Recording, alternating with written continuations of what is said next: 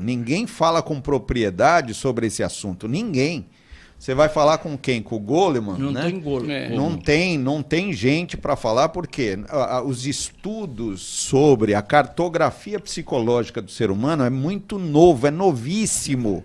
Até há pouco tempo havia descrédito. As ciências psicológicas, elas são desse século passado, aqui, 1950. Quando você fala do Freud, que morreu em 32, ou do Jung, que morreu em 1961, né? Eles são os pioneiros, aqueles que iniciaram essa cartografia que não era aceita ainda pela ciência. Então, hoje, você falar de consciência, ninguém sabe ainda. Agora, como é que você vai lidar com comportamentos compulsivos? Lógico que você tem que levar para a pecha, para o rótulo moral, e falar ele não presta, ele não é uma pessoa boa, e na verdade não é isso. E a natureza, ela não quer nem saber. Nós convivemos com a peste negra um tempão, né? E achamos que era coisa do demo. Né? E, João, você queria falar? Então, lembrando... Sobre o assunto? Sobre o assunto inteirinho. O querido Biratã Rosa, ele comenta uma coisa que, em uma época, isso há 20, 30 anos, assustava as pessoas. Porque ele dizia que não é a opção. Eu tenho opção de fumar maconha, eu tenho opção de sexo. Não, ele tem compulsão. Então, é isso que vocês estão trabalhando em cima, mostrando a complexidade dessas compulsões que nos chegam e que especialistas nenhum sobre a face da Terra tem a última palavra.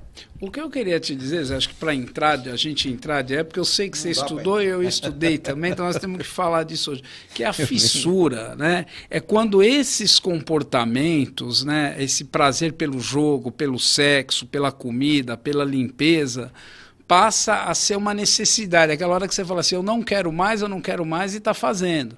Por exemplo, eu sou um formigão pro doce. Eu não quero comer doce, eu não quero comer doce, mas eu já vou cortando o pudim, já vou pondo no prato, que nem era quando eu bebia. Eu não quero beber, e estava indo pro bar.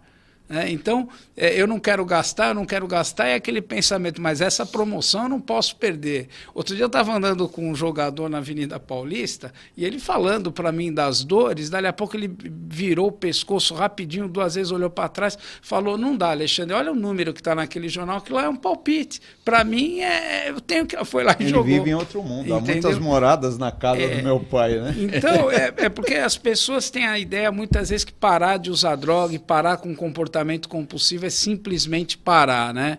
E que é um fenômeno. Se você não quer, para. E não é bem assim. Existem mecanismos que são extremamente complicados. E outra bobagem. Um desse, né?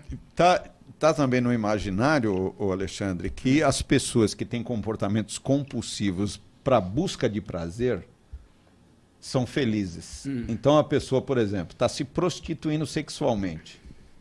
Está com compulsão para o sexo, que é uma coisa razoavelmente normal, comum, existe uma porcentagem de pessoas que fazem isso, e fazem de que forma? Escondido. Você agora acabou de falar, eu como doces, daí nossos pecadilhos. Os pecadões, nós temos vergonha de falar, porque culpa.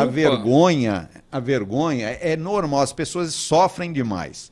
E outra coisa que é que as pessoas que buscam esse prazer estão tendo prazer ou felicidade. Então ele é sem vergonha porque ele está buscando prazer. Na verdade ele sofre com isso e sofre muito. Porque essa busca de prazer é só para ele aliviar um estado de mal-estar causado pela própria compulsão. Olha, ele está indo na compulsão, ele tenta aliviar esse mal-estar com uma liberação neurológica de substâncias, e no outro dia o que ele sente?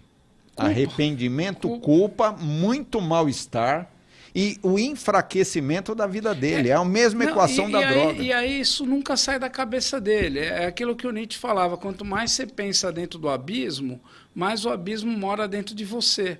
Porque você não consegue sair desse pensamento. Então, o primeiro passo é você legitimar, por exemplo, sexo. Tá, eu tenho realmente problema com sexo. O sexo, para mim, se tornou um problema. Droga se tornou um problema para mim. Mas ele não pode falar isso. Por isso que nós não estamos aparelhados. Quando você busca hoje tratamento para jogo, para sexo compulsivo, você não acha. Você não acha? E as pessoas que se arrogam para fazer isso precisam ter competência. Não, eu queria que o ouvinte da Rádio Boa Nova, da TV Mundo Maior, soubesse. Olha, de 10 pessoas que eu acompanho, 8, quando começa a criar um vínculo terapêutico, traz essas compulsões, abrem um jogo. Então, você vê que, assim, troca muitas vezes o sexo por exemplo, tem pessoas que chegam para mim e falam assim, José, eu sempre gasto muito dinheiro com sexo quando eu bebo. Aí você fala, mas quando é que você bebe? Todo dia, sabe? Então, não, uma pergunta assim, que eu faço... ele não quer dizer que ele é compulsivo sexual, ele prefere ter o problema com a bebida, entendeu? Você pode ir comendo pelas beiradas e perguntar, que eu posso falar isso, ó. Só tá eu e você mesmo?